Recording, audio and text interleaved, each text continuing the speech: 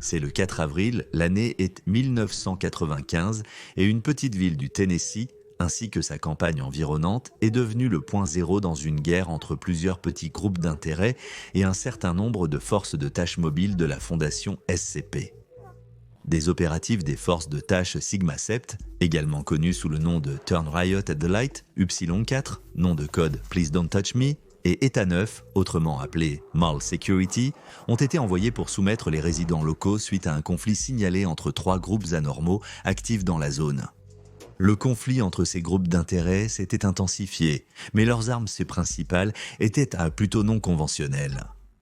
Au lieu de se battre avec des armes à feu, ces trois groupes d'intérêt déployaient des champignons les uns contre les autres. Cet incident et le matériel anormal impliqué deviendraient connus sous le nom de SCP-1627, les guerres des champignons. Il y a moins de 2 mois, dans une petite ville de montagne isolée du Tennessee, les choses étaient aussi calmes que toujours. C'était avant que les habitants de la ville entrent en contact avec ce qui, au début, semblait être des Amanita muscaria assez communs, également connus sous le nom de champignons amanites tumouches. Ils sont facilement identifiables grâce à leur chapeau rouge typique et leurs taches blanches, peut-être même l'une des espèces de champignons les plus reconnaissables grâce à leur représentation dans la culture populaire. Mais contrairement aux super champignons esthétiquement similaires de la franchise Super Mario, les amanites tumouches sont tout sauf sûrs. Il n'est pas rare que des enfants finissent à l'hôpital après les avoir mangés, attirés par leurs couleurs vives et leurs associations avec la culture populaire. Généralement, bien qu'ils soient toxiques et provoquent une variété d'effets secondaires intenses lorsqu'ils sont ingérés, y compris des vomissements, des saignements internes, la cécité et même des hallucinations, la mort causée par l'empoisonnement à l'amanite tue-mouche est rare. Ce qui était bien plus rare, cependant, ce sont les effets secondaires du contact direct avec cette nouvelle souche anormale de champignons amanites tue-mouche découverte accidentellement par les habitants du Tennessee en 1995. Les événements inhabituels avaient commencé plus tôt cette année-là lorsqu'un groupe d'individus inconnus des habitants de la ville a défilé de manière inattendue sur la place de la ville le soir du 14 février à exactement 20h ce soir-là. Lorsqu'ils ont été interrogés par les habitants, le groupe s'est rapidement identifié comme le culte du nouveau, un titre qui signifiait peu pour les citoyens sans méfiance. Inutile de dire que l'arrivée d'un culte étrange et effronté dans leur maison normalement sûre et tranquille était assez déstabilisante, mais ce qui a suivi était pire. Beaucoup pire. Les membres du culte du nouveau ont produit des échantillons des étranges de champignons, semblant les avoir récoltés personnellement. Ils ont ensuite utilisé SCP-1627 pour effectuer un rituel étrange, révélant les propriétés anormales de ce champignon lorsqu'il est mis en contact direct avec les êtres humains. Utilisant des membres de leur propre groupe comme participants de volontaires, le culte du nouveau a eu plusieurs parmi eux qui ont ingéré les champignons. Faire cela normalement aurait entraîné chez une personne les effets secondaires anormaux de l'empoisonnement par l'amanite tue-mouche. Cependant, manger le SCP-1627 sous des critères spécifiques a conduit à quelque chose de bien plus étrange. La souche anormale de champignons devait d'abord entrer en contact avec du sang humain, puis être mangée par un sujet humain. Ensuite, si ingérée en l'absence de lumière solaire directe, la personne qui mange le champignon verrait son corps se transfigurer rapidement. En accomplissant les étapes susmentionnées, en utilisant leur propre sang, il est crucial de mentionner que les membres du culte du nouveau aient été transformés en ce qui deviendra plus tard connu sous le nom de SCP-1627-A. Après avoir terminé leur processus de transformation, ces nouveaux spécimens de SCP-1627-A sembleraient initialement être toujours humains. Cependant, toute blessure interne ou externe, ou toute autre forme de dommage à leur corps, serait complètement guérie à la fin du rituel fongique. Tout, des lésions tissulaires et nerveuses, aux infections bactériennes ou virales, voire au cancer, pourraient être guéris en ingérant SCP-1627 en combinaison avec son propre sang. Les seules conditions non affectées par la transformation seraient les mutations génétiques congénitales transmises par les parents. Les sujets SCP-1627-A n'ont pas seulement obtenu un bilan de santé clair en termes de maladies et de blessures antérieures, mais aussi une résistance quasi permanente contre tout dommage futur. Ils pouvaient résister à l'infection par des pathogènes de toutes sortes, ainsi qu'à survivre pendant de longues périodes sans besoin de nourriture ou d'eau, fonctionnant tout à fait normalement sans succomber à la déshydratation ou à la famine. Bien qu'ils semblent conserver leur forme et leurs caractéristiques humanoïdes originales, ces sujets pouvaient être distingués des autres membres du culte du nouveau par la faible lueur blanche qui émanait de l'intérieur de leur corps. Cette lueur ne serait perceptible que dans des zones avec une illumination de pas plus de 100 lumens, curieusement similaire à la bioluminescence de certaines espèces de champignons. Comme les habitants les moins chanceux de cette ville isolée du Tennessee l'apprendraient bientôt. Le contact direct de la peau avec un sujet devenu une instance de SCP-1627A était inévitablement fatal. Initialement, être touché par l'une de ces infections fongiques semblait guérir toutes les blessures et infections présentes chez une personne non anomalique. Toutefois, environ 2 semaines après le contact, la personne touchée subirait une baisse rapide de la capacité de ses cellules à se diviser et à croître. Cela provoquerait un arrêt rapide de leur corps jusqu'à ce qu'ils meurent de causes naturelles similaires à celles associées à la vieillesse. Pendant ce temps, le SCP-1627A, qui est entré en contact avec l'individu malheureux, semblerait rajeuni, car ce processus est apparemment la façon dont ils se nourrissent, récoltant de la nourriture de leurs victimes. Lorsque la secte du Nouveau est entrée dans la ville, il ne créait pas seulement des instances de SCP-1627A. Cependant, en complétant les étapes du rituel, mais en utilisant le sang de quelqu'un d'autre, au lieu du leur, les sujets deviendraient des instances de SCP-1627B. Contrairement à l'autre mutation fongique potentielle, les sujets C qui deviennent SCP-1627B après, la transformation présente une pigmentation uniformément sombre sur tout leur corps, à l'exception de 2 points de lumière. Ces derniers sont situés sur la moitié supérieure du sujet et semblent fonctionner comme des yeux. Il peut cependant être difficile de le déterminer car ces sujets prennent une forme plus informe lorsqu'ils sont immobiles et semblent être semi-solides, dans un état entre le liquide en mouvement et la matière visqueuse. Malgré une apparence moins humanoïde que leurs homologues SCP-1627A, les instances SCP-1627B sont toujours conscientes et intelligentes et sont capables de vocalisation. Cependant, la plupart des sujets qui subissent ce processus de transformation ne conservent pas leurs personnalités originales par la suite. Au lieu de cela, ils semblent adopter un comportement beaucoup plus prédateur, attaquant et tuant souvent leur proie par des moyens d'asphyxie. En utilisant leur état semi-solide, les instances de SCP-1627B pénètrent de force dans les voies respiratoires de leurs victimes, généralement par le nez, la bouche ou une combinaison des deux simultanément. Le blocage de ces voies aériennes essentielles provoque une mort agonisante pour leur cible, après quoi les sujets SCP-1627B continuent à pénétrer dans le cadavre de la victime. Une fois à l'intérieur, la mutation fongique visqueuse consommera le système cardiovasculaire d'une personne, son système nerveux, et dans les cas où ceux-ci sont présents dans un corps, le système reproducteur également. Une fois que les systèmes et organes internes clés de leur proie ont été dévorés, le spécimen SCP-1627B excrétera des conservateurs dans les tissus restants afin d'empêcher le reste du cadavre de se décomposer. C'est parce que, de manière inquiétante, même après avoir mangé ce qui est à l'intérieur d'une personne, le champignon a encore une utilité pour elle.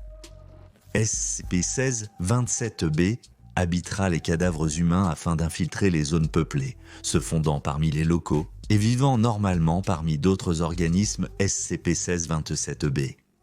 Ils sont généralement trouvés en groupe de 3 membres. Cependant, certains ont été trouvés dans des groupes aussi grands que 7 et certains vivent même seuls. Pilotant ces corps, alors que SCP-1627B ne peut pas maintenir une forme humanoïde solide de manière constante à l'extérieur, ils peuvent rester à l'intérieur d'un cadavre hôte indéfiniment.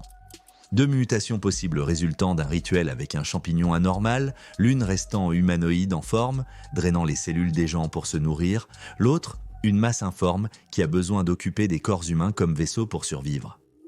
Des instances de SCP-1627A et SCP-1627B ont été créées par le culte du nouveau, fixées sur des proclamations de pouvoir et d'évolution de la part des membres du culte. Les habitants, probablement terrifiés par les transformations soudaines qu'ils avaient vues, sont devenus furieux et une émeute a éclaté parmi la foule rassemblée. Cela a entraîné un massacre où ceux qui vivaient dans la ville, en essayant de défendre leur maison, ont rapidement appris que les instances de SCP-1627A et SCP-1627B étaient invulnérables aux dommages physiques. Les balles les traversaient, mais les blessures se refermaient en quelques secondes. Les coups pourraient avoir enlevé des morceaux de leur chair fongique, mais elles repoussaient rapidement à temps pour une contre-attaque. Les combats ont duré toute la nuit. entraînant la mort de l'ensemble du culte et de plusieurs civils. Mais la guerre était loin d'être terminée. Le jour suivant l'incident, sur la place de la ville, les habitants restants se sont divisés en 3 factions, prenant le contrôle de diverses zones de la ville. Le groupe le plus important était les chasseurs de lumière du jour qui se sont alignés avec les instances de SCP-1627-A. Il semblait que, sans le culte du nouveau pour les maintenir en ligne, les différentes mutations de SCP-1627 n'étaient pas en bons termes. Ainsi, les chasseurs de lumière du jour se sont équipés de masques à gaz et de tenues intégrales afin de se protéger des méthodes de chasse de SCP-1627-B. Ils sont devenus extrêmement hostiles à toute personne qu'ils ne reconnaissaient pas comme faisant partie de leur nombre, étant donné que toute personne pourrait être une instance de SCP-1627-B pilotant un cadavre. Cela signifiait que, au-delà des chasseurs qui étaient organisés, à peine quelqu'un d'autre était autorisé à se joindre. Les chasseurs de jour se sont mis à détruire les équipements de communication, y compris les téléphones, et à fermer l'accès à Internet. Ils étaient déterminés à arrêter la propagation des SCP-1627-B au-delà des limites de la ville. Cependant, lorsqu'ils ont rencontré les SCP-1627-A plus humanoïdes, les chasseurs ont invité ces mutants fongiques à rejoindre leur rang, en prenant soin de ne pas les toucher. Au cours des 2 mois suivants, il a déjà été découvert que les SCP-1627-A et les SCP-1627-B deviendraient susceptibles de mourir de faim après 3 semaines s'ils ne recevaient pas leur nutrition requise. Afin de maintenir en vie les instances de SCP-1627-A dans leur rang, les chasseurs de jour captureraient des membres d'un autre groupe en faisant irruption dans des maisons au hasard ou d'autres instances de SCP-1627-B. Les personnes qu'ils trouvaient étaient ensuite utilisées pour nourrir les SCP-1627-A par les chasseurs, ce qui n'était pas exécuté par incinération au crématorium de la ville. Le groupe principal s'opposant et ciblant les chasseurs de jour se désignait sous le nom de Fraternité de nuit. Croyant que les SCP-1627-B étaient la prochaine étape de l'évolution humaine, ce groupe s'est donné pour mission express de propager d'autres instances de ces mutations fongiques. Les membres de la fraternité aideraient les instances SCP-1627-B à trouver des personnes à dévorer et leur permettraient d'habiter leurs cadavres. Beaucoup de membres de la fraternité de nuit étaient des villageois, qui étaient mécontents des opérations de type milice des chasseurs de la lumière du jour et ont tenté de devenir plus reclus afin d'éviter de s'engager avec la force opposée. Il y avait un nombre supplémentaire de groupes de ritualistes satellites qui se sont formés au cours des mois suivants, le principal d'entre eux étant appelé les Anders. Les chasseurs de la lumière du jour ignoraient souvent ces ritualistes et n'avaient aucune relation avec la fraternité de nuit. Les Anders ont formé leurs propres croyances religieuses autour de SCP-1627 et SCP-1627-B, croyant que chacun incarnait le bien et le mal respectivement. Les principes fondamentaux des Anders stipulaient qu'ils devaient maintenir un équilibre entre les 2 variétés de mutations fongiques, en préparation de ce qu'ils appelaient le fracas. La secte croyait que ces mutants de champignons anormaux étaient un signe de l'univers que la fin des temps approchait et qu'elle serait causée par des extrémistes. Se réunissant souvent dans des résidences privées, les membres de la secte des Anders prêchaient que leur salut viendrait de la neutralité et réprouvaient les extrêmes du bien ou du mal à parts égales. Ils invitaient les non-initiés à rejoindre leur secte, envoyant des orateurs connus sous le nom d'égaliseurs pour discuter avec les habitants survivants, afin de les convaincre que les Anders fourniraient une protection contre les entités SCP-1627 alors qu'ils se préparaient pour le fracassement. Les tensions entre ces 3 groupes ont finalement éclaté et lorsque la Fondation SCP a envoyé ses forces d'intervention mobiles Sigma 7, Upsilon 4 et Eta 9 dans la zone, la ville avait été emportée dans un conflit à part entière. Les chasseurs de lumière du jour étaient devenus de plus en plus paranoïaques face à la menace de SCP-1627-B se transformant les uns contre les autres, alors que les figures clés organisant la milice ont commencé à croire qu'ils avaient été infiltrés par les entités fongiques anormales. Leur structure interne s'est érodée, la trahison entre les membres entravant leurs efforts pour se mobiliser. Pendant ce temps, la confrérie de la nuit a lancé une attaque massive lorsqu'ils ont libéré 26 spécimens de SCP-1627-B dans la ville. Ils ont réussi à garder ces mutants cachés des chasseurs et les laisser maintenant se déchaîner pour chasser librement. En même temps, les membres de la fraternité ont également commencé à donner des champignons SCP-1627 aux gens au hasard, chacun ayant été recouvert de sang afin de générer une nouvelle instance de SCP-1627-B. Les Anders prenaient également des mesures radicales et commençaient à tuer d'autres habitants de la ville de manière indiscriminée, en utilisant diverses méthodes inventives qui n'impliquaient pas de contact direct. À un certain moment, la secte apocalyptique en était venue à la conclusion que tuer n'était pas prendre parti, mais était plutôt une action neutre. Certains le considéraient comme justifié, décrivant l'acte de prendre une vie comme pouvant être à la fois miséricordieux et malveillant. Tués au hasard, certains Anders ont réalisé tueraient également toutes les personnes restantes en ville, ou toutes les entités SCP-1627, permettant ainsi de tomber au milieu, alignés avec leur propre système de croyances déformé. À l'arrivée des opérateurs de la Fondation SCP, le protocole d'épidémie anomalie Roseau 5 a été promulgué et la plupart des habitants ont été maîtrisés. Des membres de chacune des 3 principales factions qui s'étaient formées ont été emmenés pour être interrogés, tandis que les instances survivantes de SCP-16-27A et SCP-16-27B ont été rassemblées et placées en confinement. Avec la mise en quarantaine de la ville, des amnésiques de classe A ont été utilisés pour effacer les souvenirs de tous les impliqués. Et toutes les informations concernant les 3 factions ou les événements qui s'étaient déroulés dans la ville ont été recueillies par la Fondation.